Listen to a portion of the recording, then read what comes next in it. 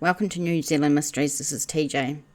This is a emotional case we're looking at this week. The violent deaths of Chris and Cru Kahui. No one has been ever held accountable for the deaths of their two young babies. There is viewer discretion advised in this video.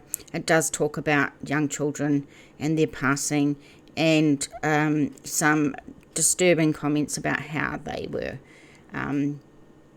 killed as well. So if that's not your thing, please don't put yourself through it. Please bow out and go and watch one of my many other shows or live streams or videos.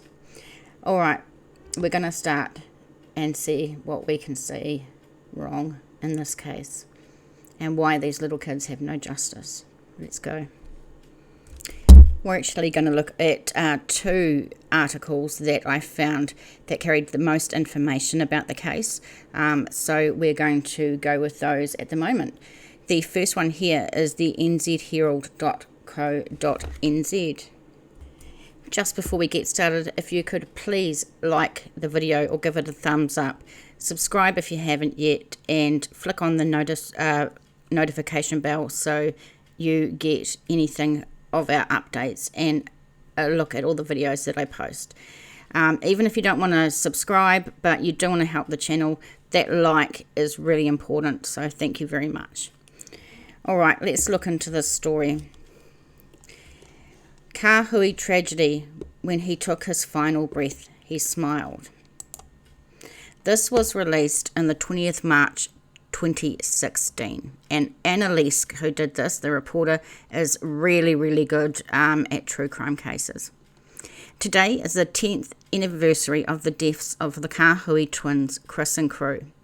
In March, to mark a decade since the births, Annalise revisited the tragic tale of the twins. Two schoolboys walk along the footpath in Mangere, which is in Auckland. They are about 10 years old, give or take a few months. They chat animatedly and laugh, and one jumps onto the other's back. They scuffle a bit, in that boisterous but matey way boys do, and carry on walking. Down the road are two other little boys. They too would be about 10 years old, but they too never made it, or these two never made it, to their first birthday. Their names are Chris and Cru Kahui, twin brothers who died violently a decade ago and are buried together at the Mangere Lawn Cemetery. Today marks the day the twins should have turned 10. Perhaps there would have been a party with friends and family, a cake, maybe one each. The lounge might have been strewn with discarded wrapping paper from gifts, maybe PlayStation games, Lego or remote-controlled cars. But the only toys the Kahui's boys have are ones they will never play with. Faded police cars that sit at the foot of the headstone that marks their grave. The only Christmas tree they will never know is the faded plastic miniature that sits on the marble above the plaques that bear their names and the inscription, "Forever love and never forgotten," followed by "Moi Moira," rest in peace. The issue of child abuse reached fever pitch in 2006 when Chris and Cru died. They were 90 days old and suffered horrific injuries. Their deaths shone a spotlight on our shocking rates of child abuse. There were government orders, reviews and task forces. Never again, we collectively vowed. Since then, 60 other children other New Zealand children and babies have died as a result of non-accidental injuries. At least half of these were fatally abused, either once or repeatedly and systematically by someone who was supposed to be there protecting and caring for them. New Zealand has the 5th worst child abuse record of 31 OECD countries. On average, a child is killed here every 5 weeks. In the last half of 2015, Child, Youth and Family recorded 8,800 cases of child abuse and neglect. Now, I know that it's probably got a lot worse because this was written 5 or 6 years ago, but we do have a very shocking amount of child abuse and child tragedy in this country. And I have done a video on this looking into the statistics, and it's called New Zealand's Darkest Secret. So if it's not going to trigger you, you could watch that video as well. We will never know how life would have played out for Chris and Cru Kahui, but one thing is certain, they should be alive today. The babies were born on March the 21st, 2006 at National Women's Hospital in Auckland. Their mother, Maxina King, then 29, had an emergency caesarean section when she was 29 weeks pregnant, and despite being born 2 months early, Christopher Alepa and Cru Omeka Kahui were healthy little boys. They were transferred to the kids' first neonatal intensive care unit at Middlemore Hospital and spent about 6 weeks there before they were going strong enough to go home. They were discharged on May 7th and were taken home to the Mangere house where their parents lived with other family members. The boys' paternal grandmother, Gwenhera Taka, was the tenant of the Housing New Zealand property, but she was admitted to hospital with pneumonia the day after the babies came home. In the weeks after their discharge, Chris and Cru were seen 7 times by health professionals, and no injuries were noted and no concerns raised. One nurse recorded the boys were both doing nicely and described them as beautiful babies who had put on weight and were in a very good condition. Another reported the babies were thriving and being fed and looked after properly. She said King was interacting with the babies well, picking them up and kissing and cuddling them. That all changed on Monday, June the 13th. The boys were just 85 days old when they were admitted to Starship Children's Hospital with traumatic brain injuries. 5 days later, after their life support was withdrawn, both boys died. Cru at 5 a.m. and Chris at 6:45 p.m. It would then be revealed both infants had severe brain injuries, the result of blunt force trauma, and Chris had a broken femur. The injuries could not be accidental, experts ruled, and a murder investigation was launched. The twins' father, Chris Kahui, could eventually be charged with murdering both boys, but after a high-profile trial in High Auckland and Auckland, a jury took less than 1 minute to acquit him. Less than 1 minute. 10 years on, and despite the findings of a coronial inquest pointing squarely and solely at their father, no one has been held accountable for the death of the twins.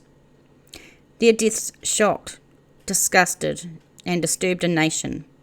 A decade later, the reaction is the same. A decade on, they are a memory. They lie together in a single coffin in a grave they share with their great-grandmother. There are many paths Chris and Cru's life could have taken. The first leads to Mangere, where they lived during their short life. After their boys died, their parents split up. Both have moved on. Had they stayed together, though, the Courtney Crescent house is what the twins might have called home. 10 years on, the street is much the same. Many homes are owned by Housing New Zealand, which is now Kaingaora. The tenants only residents of the street for a handful of years at best. Had the twins survived, they wouldn't have been short of mates. Many yards have evidence of kids, trampolines, bikes and balls, little items of clothing drying in the autumn breeze on washing lines. A man who lives opposite the Kahui house has young ones aged 2 and 4. Their toys litter the driveway. The family have lived here for 4 years, and the man says the street is a nice place to bring up kids. It's quiet, and there are heaps of other youngsters for them to play with. Number 22, now occupied by 3 generations of a Samoan family, look much the same from the outside, albeit a little tidier than when it came into national attention. The grass is mowed and tidy, and out the back a well-used rugby ball lies on the lawn, waiting for its owner to kick it after school. Chris and Cru could have been pupils at Kingsford Primary School, just 450 metres from their home. A neighbour says most Courtney Crescent kids go there, and many walk to school each day together. Her youngest daughter is 12 and attended the school. She would have been a couple of years ahead of the twins, closer in age to their brother Shane, and probably would have played with them after school and on weekends. Kids in the street often play together, usually on the road, which can be problematic, but the area is generally safe. There are some nice people here, lots of kids, she said. She never met Kahui, King, or the babies, but knew they had moved in next door. She remembers hearing from another neighbour that the babies had been killed and seeing police and come and go from the house. She said, "I remember it. I was shocked and I felt quite scared at the time living next door," she says. "They are always in our minds. It is so sad." People who visit often quiz her on the Kahui case. Did she show them? What does she think? Did she know them? "We always talk about them. They could have been friends with my kids," she said. The second path would have taken Chris and Cru to Panmure, where their father lives. After he was charged with the murders, Kahui was taken in by Pastor Tom Napera from the Faith Family Baptist Centre. He went on to marry the pastor's daughter, Marsha, and the couple have a daughter who is about 7. They live in a 3-bedroom housing New Zealand home in a quiet cul-de-sac close to Panmure's main street. According to public records, they live there with Tom Napera and his wife Margaret. Kahui's father, Banjo, also lists the property as his address. The humble red brick house has a large grassy yard, plenty of room for 2 little boys to tear around on bikes and play rugby or whatever else takes their fancy. When the Herald on Sunday visited the house this month, Kahui was tinkering with one of the 3 cars parked on the front lawn. He was nervous when asked to speak about his boys. He said he had difficulty trusting journalists and his lawyer had told him not to speak to anyone about the case or the anniversary. He later provided a statement through defence lawyer Lorraine Smith, but would not be drawn any further on the twins. Kahui said, "Every day I carry within me the sadness of losing my sons and knowing I will never see my boys grow up." He says, "I've got through the last 10 years with the help of my Christian faith and the support of my wife Marsha." The third path takes Chris and Cru to Gisborne, where the mother has carved out a new life, family and identity. For many years, King, who turned 39 in February, has lived in Gisborne, where she has a job in administration and is married now. A black and white photograph posted on her Facebook page last year shows the happy couple, both dressed in white on what appears to be their wedding day. Other photos show King with her husband and their children. A childhood photograph of Shane, her surviving child with Kahui, is also posted. To protect the children living with her, the Herald on Sunday has not chosen to publish King's married name or her husband's name. And King also refused to speak out about Chris and Cru. Her husband called the Herald on Sunday on her behalf. He did not want the story to be written, saying it was not fair to his wife to bring up the past. You know, I have a moral dilemma sometimes when I do cases.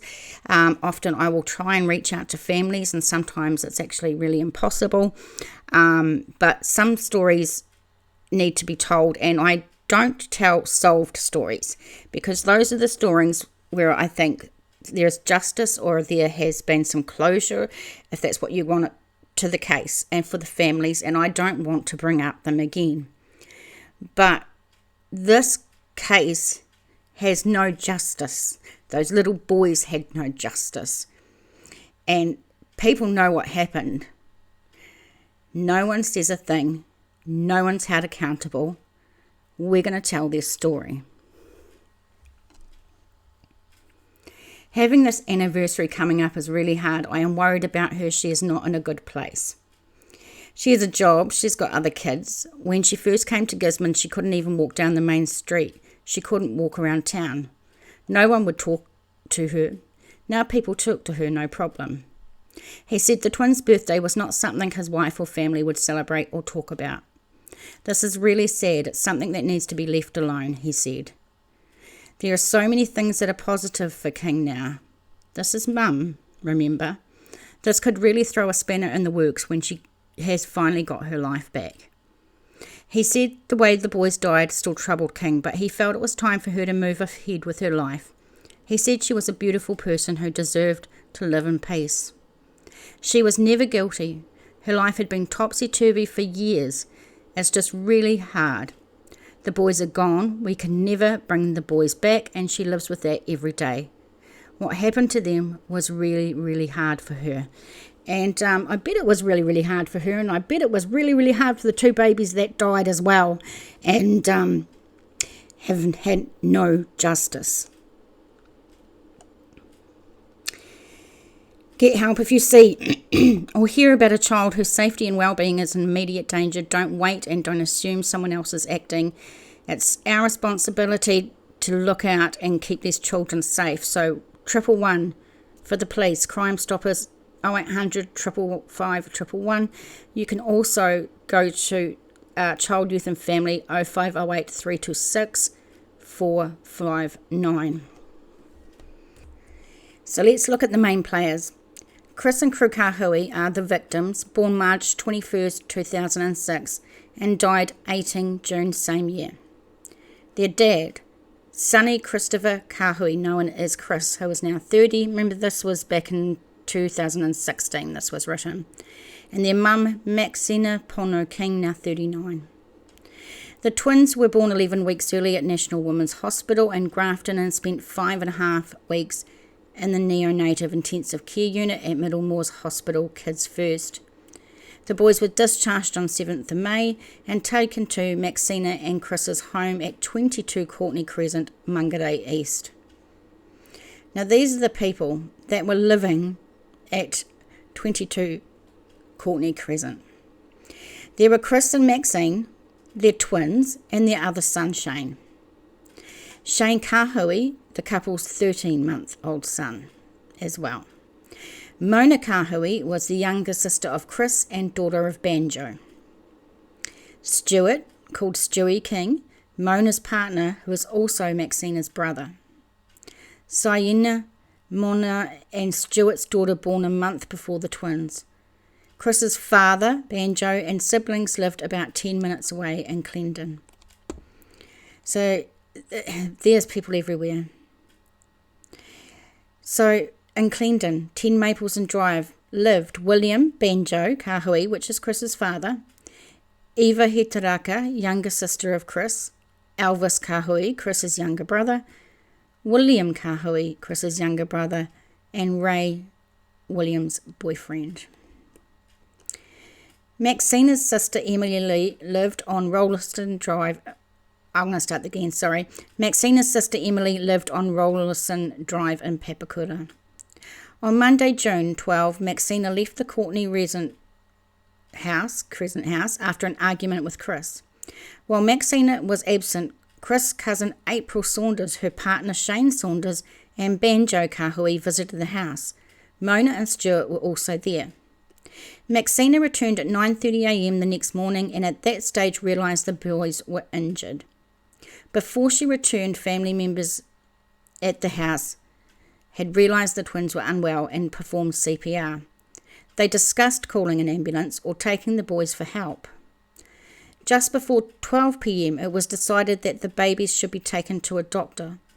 Chris and Maxina went to McDonald's on Massey Road and then arrived at the Otatahu doctor's surgery at 1 p.m. So we're hearing that she returned at 9:30 a.m. and realised the twins were unwell and performed CPR, and they didn't call until 12 p.m. and then they went to McDonald's on the way. The investigation. Gopinath Nair, the Atahuhu GP who first saw the boys after Maxina found them injured, he ordered their immediate hospitalisation. Detective Sergeant Chris Barry worked on the investigation into the twins' death and interviewed their father the day he was arrested and charged with the murder. Detective Senior Sergeant John Timms, now a superintendent and top cop for Counties Manukau. He headed the investigation into the assault and then the death of the babies. The trial. Lorraine Smith, defence lawyer for Chris Kahui, remains his lawyer to date. Marie Dyberg, QC, lawyer for Maxina King, she was never charged but was represented by Miss Dyberg in court and at the inquest. Simon Moore, QC, now a High Court judge, he was lead prosecutor for the Crown at trial. Simon Mount assisted Simon Moore at the trial and went on to represent the Crown at the coroner's inquest. Dr. Patrick Kelly, paediatrician and director and clinical director of the Starship Child Protection Team. I'm sorry I can't talk today. I'm trying really hard. The verdict. Chris Kahui was found not guilty of the murder of the babies. In 2012, following an inquest, Coroner Gary Evans pointed the finger of blame for the deaths of the Kahui twins squarely at their father. He said the injuries suffered by Chris and Cru Kahui were whilst they were in his sole custody, care and control of the father. So, some interesting information there. It's good to find out who all the main players are and get some details of that day, of that morning. And just thinking about what could have happened if these kids got a chance. You know what I mean? So, it's got a bit of a timeline here that I thought might help. So if we start at the beginning, March the 21st, 2006, Chris Arepa and Cru Kahui are born prematurely at 29 weeks at National Women's Hospital in Auckland. They are transferred to Kids First Children's Hospital at Middlemore and spend 6 weeks in neonatal intensive care. Oh my God, I will keep trying to drink more. The homecoming, May 7th. The boys are discharged from Middlemore and go live at 22 Courtney Crescent in Mangere. June 13th, 2006, the fatal hours. The twins' mother, Maxine King, 29, arrives home after a night away to discover the boys with severe injuries. She and the twins' father, Chris Kahui, who was 20, take them to the family doctor in Otautahu. The couple stop at McDonald's on the way. After examining the babies, Dr. Naya can tell they are neurologically very unwell. He orders their immediate hospitalisation. Chris leaves and Maxina takes the babies to the hospital on her own. Doctors at Starship Children's Hospital establish quickly that the twins have suffered serious brain injuries and hospital notify the police. June 18, 2006, the deaths. After being taken off life support, the baby boys die. Cru's time of death is at 5 a.m. and Chris at 6:45 p.m. The police investigation into how the boys were injured is upgraded from assault to homicide. June 21st, 2006, the injuries. The twins' bodies are released to their family after post-mortem examinations. Both boys had fractured skulls from blunt force trauma. Chris had a broken femur and doctors ruled the injuries could not have been accidental. The family refused to speak to the police. Their stonewalling of the investigation leads to a key family members being referred to as the Tight 12. The silence. Police visit Kahui and King family homes, taking some people away for questioning. In the next 2 weeks, more than 20 family members are spoken to. Police also interview 90 medical experts and staff involved with the babies from their birth until their violent deaths. The burial, June 28, 2006. A tangi is held for the boys, who are then buried with their grandmother at the Mangere Lawn Cemetery. October 3rd, the interviews. Chris sits down with police for a third interview. Days earlier, a Sunday newspaper published an interview with him in which he denied killing the twins. October 26, the arrest. Police visit several homes connected to Chris. When they find him, he is taken to the station for further questioning. At 10 p.m, police announce that a 21-year-old man has been charged with the murders of Chris and Cru Kahui. The court, October 27th. Christopher Sonny Kahui appears in the Manukau District Court charged with 2 counts of murder. His lawyer, Lorraine Smith, says after his briefing hearing that he will fight the charges and Chris is remanded in custody. November 10th, the pleas. Chris is granted bail ahead of his trial. He eventually enters pleas of not guilty to the charges. The trial, April 14. The trial begins in the High Court at Auckland. The Crown outlines its case that Chris killed the babies, and the defence places the blame on Maxina. May 22nd, 2008. The verdict. Chris Kahui is found not guilty of the murders. The jury takes less than 1 minute to return a verdict, which is something I've never heard of. July 2012, the inquest. After a high-profile inquest, coroner Gary Evans rules that baby Chris and Cru suffered their fatal injuries at a time that they were in the sole custody, care and control of their father. He says there's no evidence or fact to point to Maxina being responsible for the boys' deaths.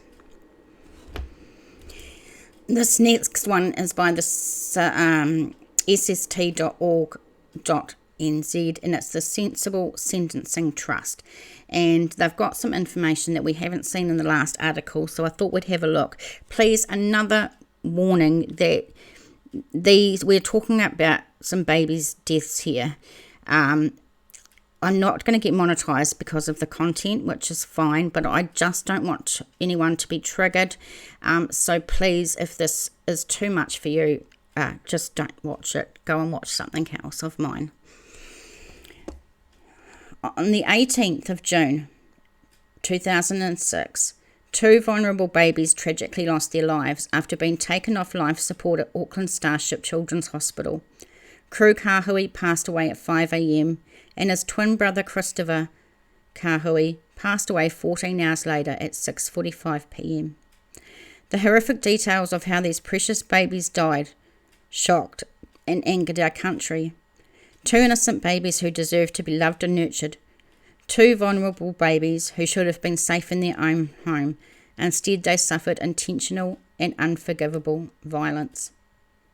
Cru's cause of death was due to a brain injury, second to trauma. His injuries consistent with being abused 5 to 7 days prior to his death. Cru had healing rib fractures, swelling of the abdominal wall and colon.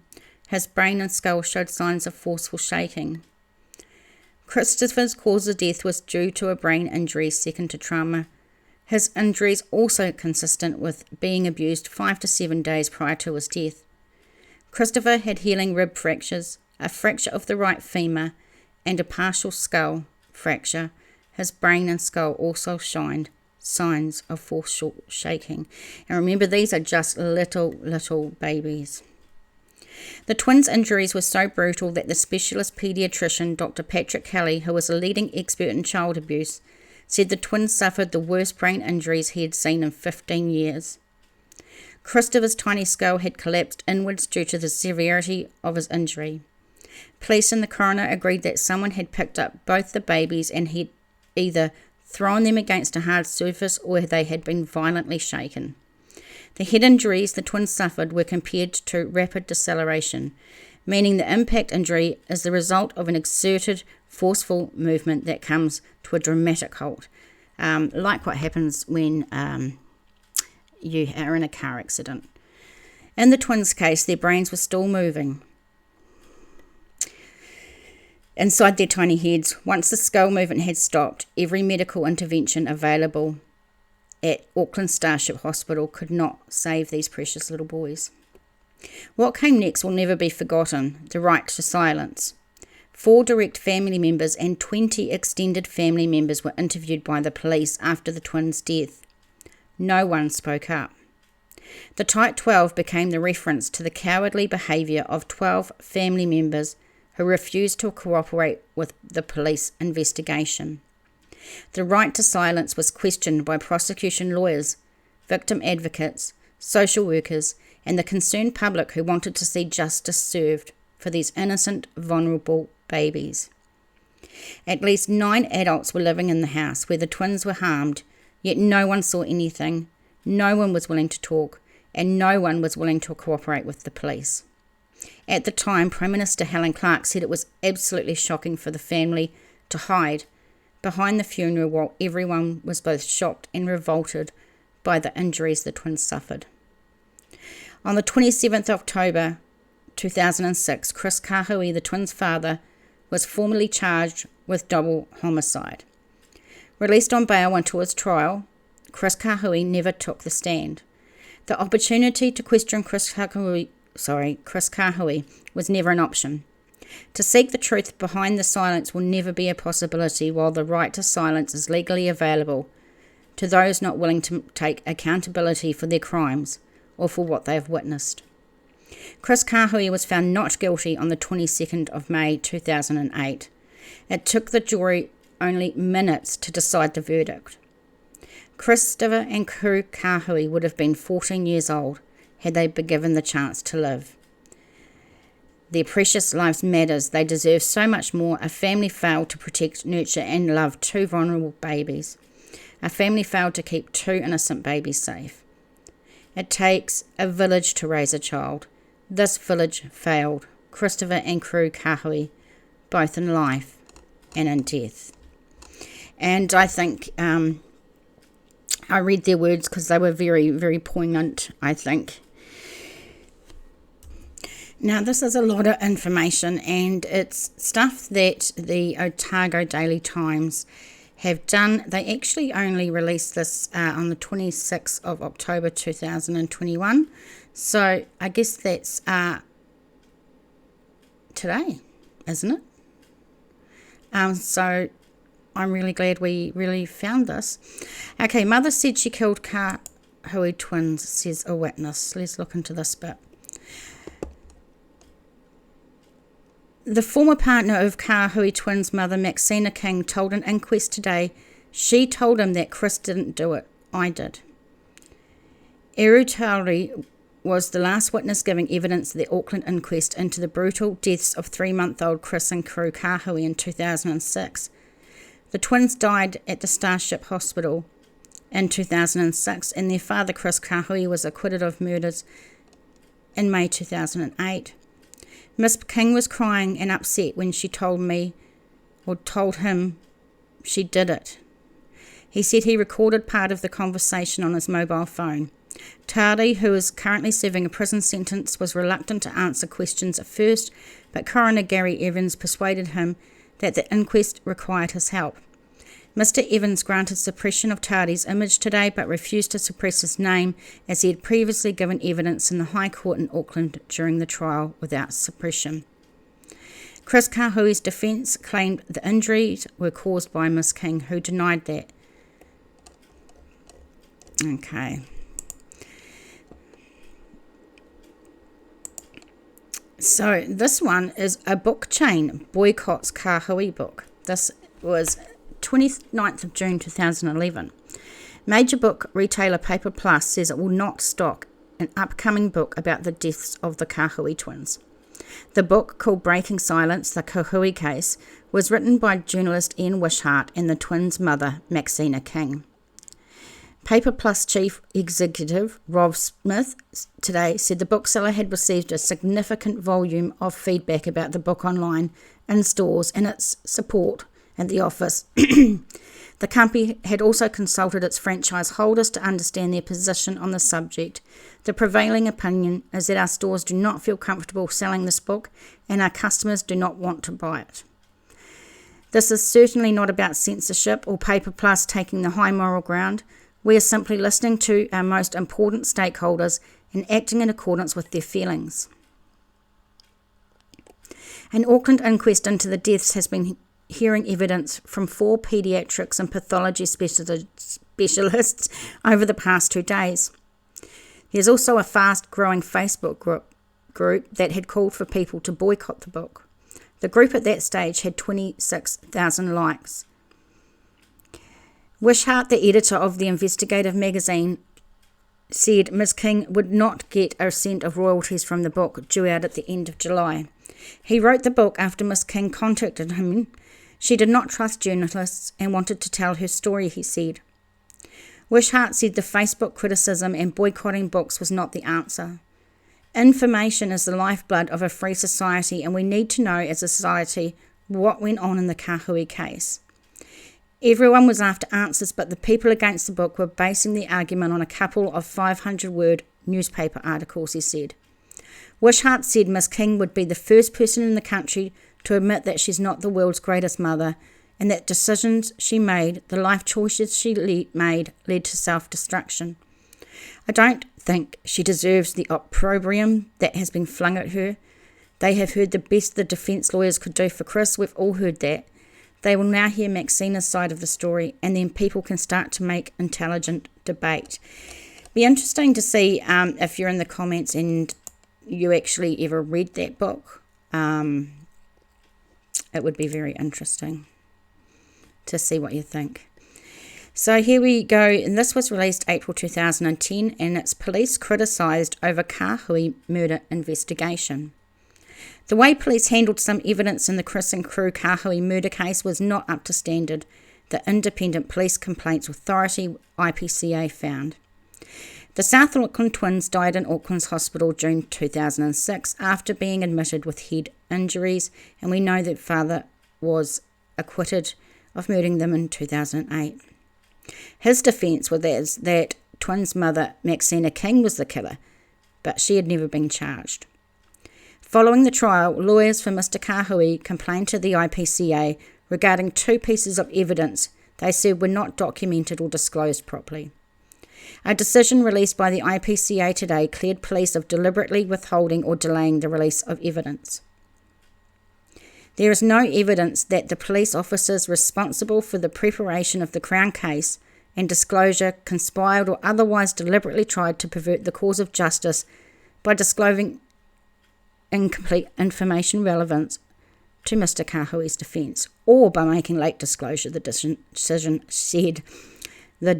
said. I'm also going to put these links in the description box, of course, with everything else. So if you want to carry on with some of the articles that I'm not going to fully read, then you'll come back and do that. 28th of May 2008, police say Kahui not shelved.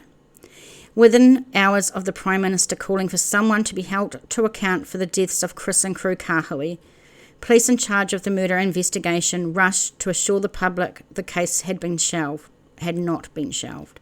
The police statement contradicts comments made by the police officer in charge of the investigation on Thursday.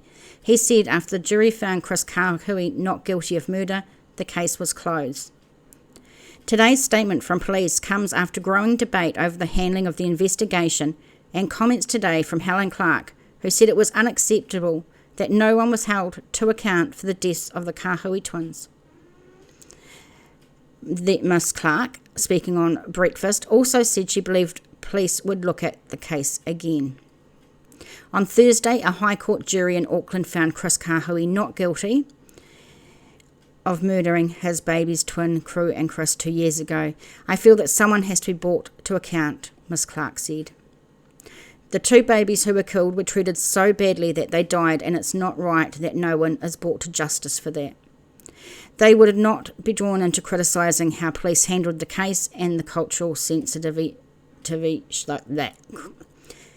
Let's start again.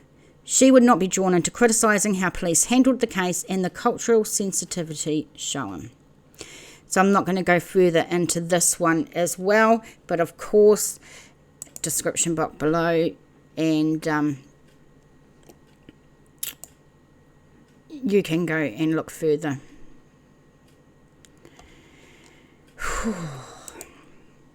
This is tough. 24th of May 2008, twins' aunt changes her mind. The aunt of the Kahui twins who broke family ranks after the killings and said Chris Kahui was responsible has changed their mind. Fiona King told the Weekend Herald police should reinvestigate the case and the role of her younger half-sister, Maxina King. Fiona and sister Denise appeared on television in the weeks after the killings in 2006, furious at the behaviour of the so-called Type 12. They gave me the name of a male member, Mr. Kahui, as the killer, but it was bleeped out. They also gave his name to police. The pair had been estranged from the family for several years at the time and were not involved with the tangi. They became involved again after learning of the killings, attending a family meeting where Maxina told them Mr. Kahui was responsible. Fiona King told the Weekend Herald she did not blame Chris, but only passed on what she was told at the time. She had since had doubts and was eventually called as one of his defence witnesses, saying Maxina had also said the killer was a woman following her around, and then used the Māori word for ghost, kehua. The hatred between the older King sisters and Maxina and her younger siblings was illustrated during the trial when a series of abusive texts between them was read out. But the oldest member of the family, Robert, yesterday said Fiona and Denise's disgust at the Tight 12 was rich given their treatment of Maxina and the younger siblings. Chris Kahui's lawyers plan to make a formal complaint about the way police handled their son's murder.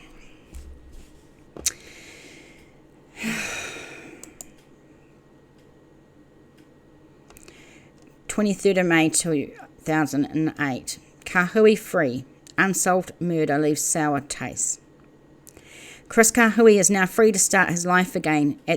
The questions remain: who killed Chris and Cru? After deliberating for less than 15 minutes yesterday, a jury found Mr. Kahui not guilty of the murder of the twin infant sons. His only comments were that he was feeling good, real good, and was keen to try start his life again. Miss Smith said he was looking forward to regaining some privacy. He's a very private person. He doesn't want us to discuss his life, but he wants to move on, and he will. Mr. Kahui had not seen his remaining son, 3-year-old Shane, for more than 2 years. Miss Wilkinson Smith said she had no idea how long it would take him to regain a sense of normality. She said, I think he has coped with remarkable dignity for a young guy, and now he just needs time to regroup and get his head around the fact he is not on bail anymore. Any talk of celebrations was cut short, as the lack of a guilty verdict indicated no one would be blamed for the twins' murder. Detective John Timms, who headed the investigation, said he was disappointed with the decision, but would not point the blame at anyone. The jury has heard all the evidence and has come up with the answer. As far as I'm concerned, the matter is closed. Wow. So thank you for the ODT, the Otago Daily Times, for that.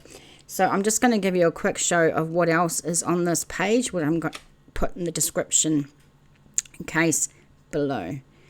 And there's a lot more to read if you want to do a deep dive into this case. Yeah.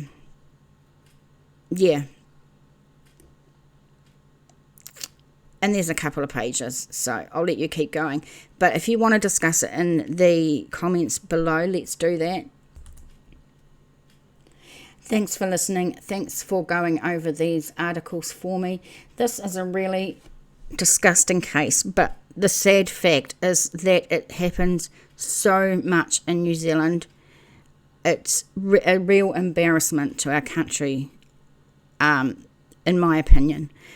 Please, you can go and look at New Zealand's Darkest Secrets. It's another one that discretion is advised. It's all about statistics in New Zealand with child abuse and child homicide. Please, just take this. I don't know. It's a hard story. I don't know how I feel about it, because we have to believe that Chris Kahui was found not guilty for the death of these babies in a court of law. So he was found not guilty by a jury of his peers, and we have to respect that. But if that's the truth, who killed these babies? And why did they shut up and not tell police, not speak up and tell them what happened? Why did the family all stick together and just ghost? I don't think it's good enough. Not good enough at all. Okay, guys, thanks very much for this. Such a sad, sad story, as are all the other ones. I'll see you next time. Please give the video a like, subscribe.